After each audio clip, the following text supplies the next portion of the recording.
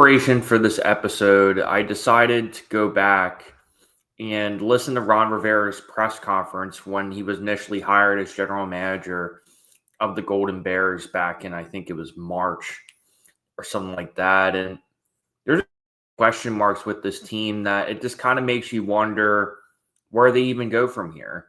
I mean, if we want to just dip back and talk a little bit about the 2024 season, I mean, UCal lost a number of one-score games.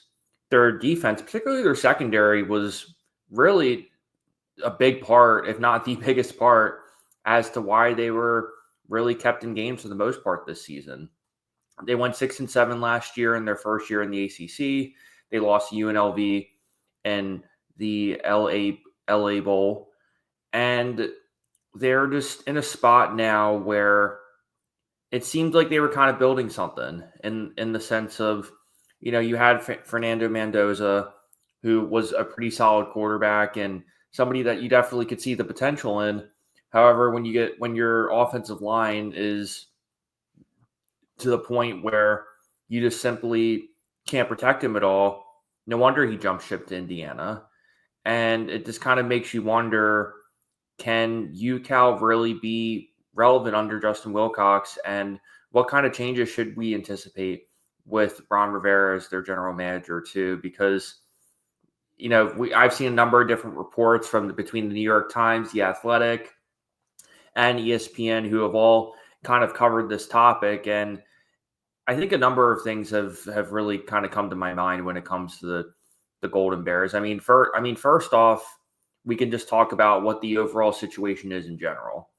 I would be fascinated to see whether or not Ron Rivera even thought about telling UCal, the administrative body, like, hey, would I have the authority to fire Justin Wilcox right now? And I would have to imagine that he probably didn't, because much like Andrew Luck at Stanford, you would have to imagine if I were Ron Rivera, in an ideal world, I would pretty much want a clean slate. Now, granted, I think Justin Wilcox is a phenomenal defensive mind. I think he's done his best to ride the ship. I think for the most part, the academic rates and all of that have been pretty solid, and he does bring some stability. And UCal has been really patient in terms of really just trying their best to really kind of put this together. I mean, 42-50 career record going into his ninth season. And it just kind of makes you wonder, is the trajectory of this program, or is there any sort of possibility that they can get a little bit better? What I will give the Golden Bears some credit for is two things. I think first and foremost, I give them a lot of credit for saying, hey, we're not content with the way our football program is going, particularly the athletic end of it, the administrative part of it. I think Ron Rivera is a phenomenal hire, somebody who is an alma mater, as well as their athletic director too, who I believe is an alma mater too. So that's definitely pretty exciting if you're a Golden Bears fan. Something that would at least suggest or insinuate to me that the Golden Bears are going to start taking football and some of these power sports a lot more seriously too. Now, on the negative side of it, I guess you can argue that they are stuck with Justin Wilcox to a degree. I mean, $15 million buyout is a lot for the type of program that UCal is. I'm not saying that they probably don't have the money to do it, because I'm sure they do. But at the same time, to pay him $15 million out, he's extended at least through the 2027 season. So at this point, there really isn't any reason to at least ride this out, right? Because there wasn't anyone super obvious where I would sit there and say to myself, okay, UCal obviously should go after this guy. So in that regard, yes, I think it probably is for the best that you catch Wilcox for the season too, especially when you transition to the ACC. You're still finding your bearings.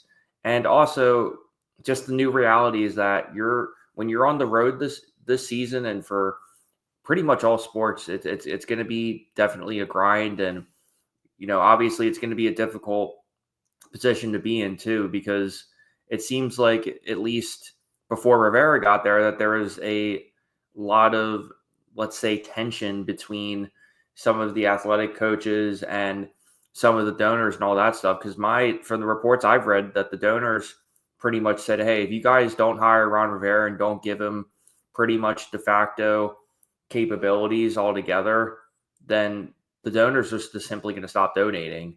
And from what I've seen is that Ron Rivera essentially has pretty much control over the entire football program, which is relatively consistent given his career. Obviously, when he went from the Carolina Panthers to the Washington Commanders, he had that same sort of ability and was, in essence, the de facto general manager until they hired Martin Mayhew back in 2021, a couple seasons after he got there. So he's always kind of had that figure too. And you have to imagine at this point, he's in his 60s now. He probably doesn't even want to bother coaching college ball anymore, especially considering he, for the most part, his entire NFL career was predicated on coaching in the NFL. So you can't really imagine that he would want to take that type of step too. But with that said, when I think of UCal right now, I mean, the biggest elephant in the room is just the amount of transfers that they've had. Their entire running back room essentially left. I mean, you have Jay Knott, who I think is one of the most talented running backs in the entire country, left UCal to go to Oklahoma, which is kind of ironic too, because you think of which teams in the country have the worst offensive lines, and for me, UCal is probably number one, and then Oklahoma is probably number two. So I sit there and say to myself, like, man, it is kind of ironic that he decided to go to another team who, at least statistically speaking, had such a terrible offensive line. But I did a video in Oklahoma a couple weeks ago, so definitely check that out. But nevertheless, it definitely is pretty concerning seeing the amount of transfers, particularly on the offensive side of the ball.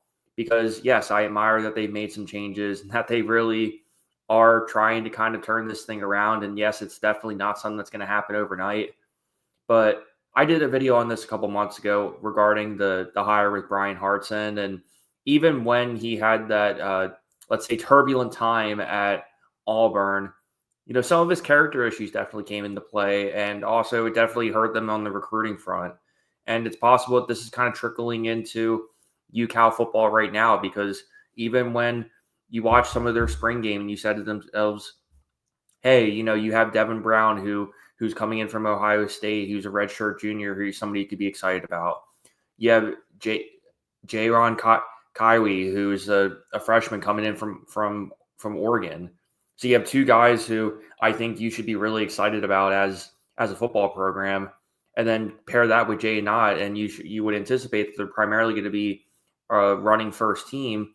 And now fast forward, you essentially lose your top three running backs due to the transfer portal, and now you're kind of stuck. You're stuck with these essentially new running backs who you anticipated were going to be towards the bottom of the depth chart. I mean, you got Kendrick Raphael from NC State and Brandon High from Texas San Antonio, who are going to have to make an immediate impact pretty freaking quick if they really want to have any sort of chance at really having a solid season, because obviously the pass protection wasn't there.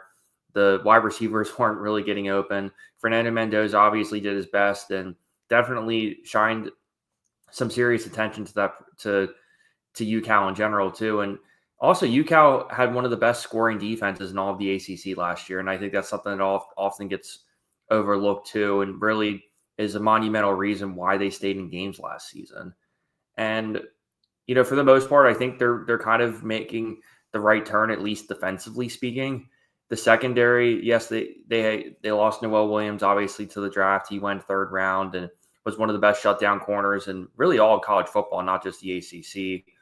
But you go down and you think about all that, it seems like they've been able to keep enough depth there in terms of the front seven, which is a really big positive. They're going to have to rely on some younger guys, at least in the secondary. But I don't really doubt Justin Wilcox's defensive mind. I think we're at the point now where, at least defensively speaking, they're going to be okay, even though not necessarily on paper going to be okay. But I think I think it's one of those things where give it a couple weeks and it's going to figure itself out. But to me, the offensive side of the ball is really the big question mark too. And on top of having Brian Hartson too, they also decided to bring in former Washington State coach Nick Rolovich as a senior offensive assistant too, which is really another fascinating and almost polarizing hire, I might add. So to add Brian Hartson, Ron Rivera, and then Justin Wilcox and Nick Rolovich all to this is just a a fascinating bunch, needless to say. Imagine having all those dudes in the room talking ball with them. That's just kind of blew my mind when I was doing some research on this and really kind of putting that together.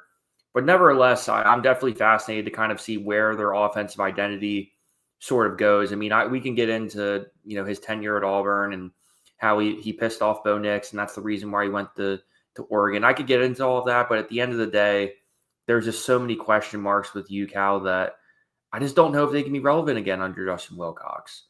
But like I said before, they're at least doing pretty good defensively speaking. They did address some things in the portal. They brought in 18 new players, although at least in the springtime they got really decimated in terms of the number of players leaving. Now we can sit here and speculate and say it could be Brian Hartson or it could be Ron Rivera. It could just be all the changes in general. I mean, who the heck knows? But at the same time, I mean, we just know that at least at this point in time, UCal is pretty much stuck with Justin Wilcox unless they want to pay out his $15 million buyout. And Ron Rivera is going to have full control over this team. So I'm definitely going to be curious to see how patient they're going to be with this team, especially for the most part. The trajectory of this team has been pretty stagnant, all things considered. They haven't had a winning record since 2019. And I also, last thing I'll just point out here is their schedule is actually pretty generous, all things considered, in terms of an ACC schedule. I mean, when I look at this schedule, your toughest game is going to be November 8th at Louisville. And granted, that's going to be a pain in the ass to have to travel all the way to the East Coast. But think about this. You avoid Clemson, you avoid Miami, you avoid Florida State, and you avoid Georgia Tech. So, I mean, I'd be pretty freaking hyped if I were UCal and I said to myself, hey, if we can at least get to 6 wins here, that's probably at least going to buy us some time and able to get a couple more pieces, see what we have in Devin Brown and Jyron Kawi, depending on who ends up starting. And most importantly, see if this offensive line can really at least put up somewhat of a competent pass protection. Because if they can do that and kind of get some things together, maybe it won't be all so bad. But at least on paper and some of the extracurriculars that we've seen from UCal, I think there's a number of reasons to be concerned. But at least for the most part, the schedule is rather generous. I don't think the defense is going to take too much of a step back, but I just think they're going to have to rely on some younger guys to really piece this together if they want to kind of salvage the season, not have it be a complete rebuild for 2025 and beyond.